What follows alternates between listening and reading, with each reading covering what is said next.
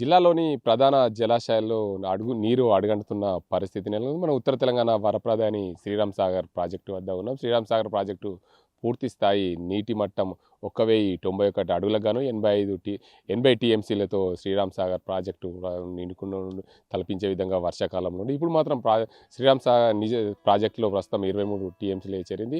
ఈ ఏడాది చూసుకుంటే ఏదైతే జూన్ 1 నుంచి 285 టీఎంసీలు ప్రాజెక్టులకు వచ్చాయి. అవుట్ఫ్లో 268 టీఎంసీల అవుట్ఫ్లో వెళ్ళింది అని చెప్పి అధికారులు చెప్తున్నారు. మొత్తం 23 టీఎంసీల నీరు అయితే ఉంది. ఈసారి కాకతీయ కాలువకు అయితే ఏదైతే ఏప్రిల్ 9వ తేదీ వరకు నీరు ఖచ్చితంగా విడుదల చేస్తున్నామని చెప్తున్నారు. అయితే మనతో మాట్లాడేందుకు ఈ చక్రపాణి అన్నాడు. సార్ చెప్పండి, ముఖ్యంగా శ్రీరామ్ సాగర్ ప్రాజెక్టు పరిస్థితి ఏంది? ఇప్పుడు నీరు ఎలా ఉంది, ఎలా ఉండబోతుంది రానున్న రోజు?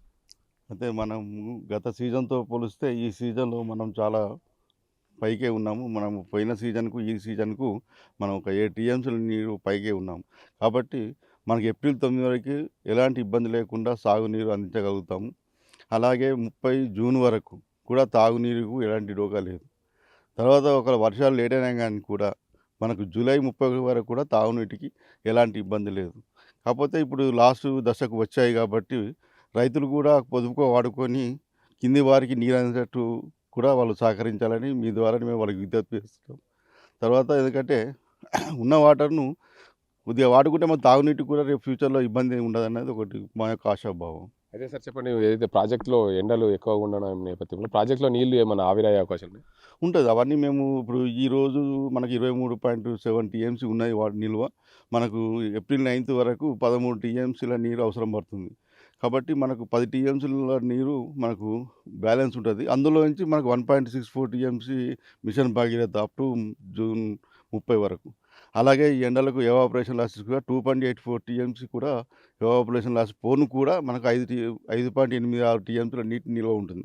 కాబట్టి ఒకవేళ వర్షాలు లేట్ అయినా కానీ కూడా 31 జూలై వరకు కూడా మనం తాగునీరు అందించగలుగుతాం. అంటే ఈ ఆయకట్టు రైతులకు ఏం చెప్తారు చివరిగా? అదే నీరు సమృద్ధిగా ఉంది. ఎవరు కూడా భయాందోళనకు చెందిన అవసరం లేదు. మనం ఎలా అయితే శివం కమిటీలో డిసైడ్ చేశారో దాని ప్రకారం మనం వాటర్ రిలీజ్ చేస్తున్నాము.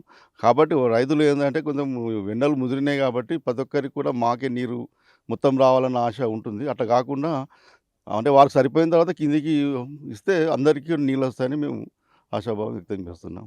మొత్తానికి చూసుకోవచ్చు, శ్రీరామ్ సాగర్ ప్రాజెక్టులో ఏదైతే ప్రస్తుతం 23 టీఎంసీల నీరున్నాయి. 23 టీఎంసీలు ఈ నీటిని ఏదైతే ఏప్రిల్ 9వ తేదీ వరకు మేము నీరు అందించేందుకు సిద్ధంగా ఉన్నాము. అప్పటి వరకు 13 టీఎంసీల నీరు అవసరం ఉంటుంది. మరో 10 టీఎంసీలు అయితే జూన్ 31 వరకు కూడా తాగునీరు అందించే దిశగా మేము ప్రయత్నాలు చేస్తున్నాం. అప్పటి వరకు కూడా అప్పటికి కూడా వర్షాలు పడకుంటే జూలై 31 వరకు కూడా తాగునీరు అందించే అవకాశం ఉన్నాయి. అయితే వర్షాలు పడితేనే వ్యవసాయానికి నీరు అందించేది ఉంటుంది. కాబట్టి వర్షాలు పడే వరకు కూడా ఎవరు ఆందోళన చెందాల్సిన అవసరం లేదు. వర్షాలు పడే వరకు రైతాంగానికి అదేవిధంగా ఈ తాగునీటి అవసరాలకు ఎలాంటి ఇబ్బంది లేదని చెప్పి ప్రాజెక్ట్ అధికారులు చెప్తున్నారు. ఏదైతే ఈ శ్రీరామ్ సాగర్ ప్రాజెక్టు ప్రస్తుతం 23 టీఎంసీలకు నీటి మట్టం ఉంది. దీనివల్ల రైతాంగానికి మరో 13 టీఎంసీలు ఇప్పుడు ఏదైతే యాసంగికి నీరు అందిస్తున్నారో దాని తర్వాత 10 టీఎంసీలు నీరు నిల్వ ఉంటుంది.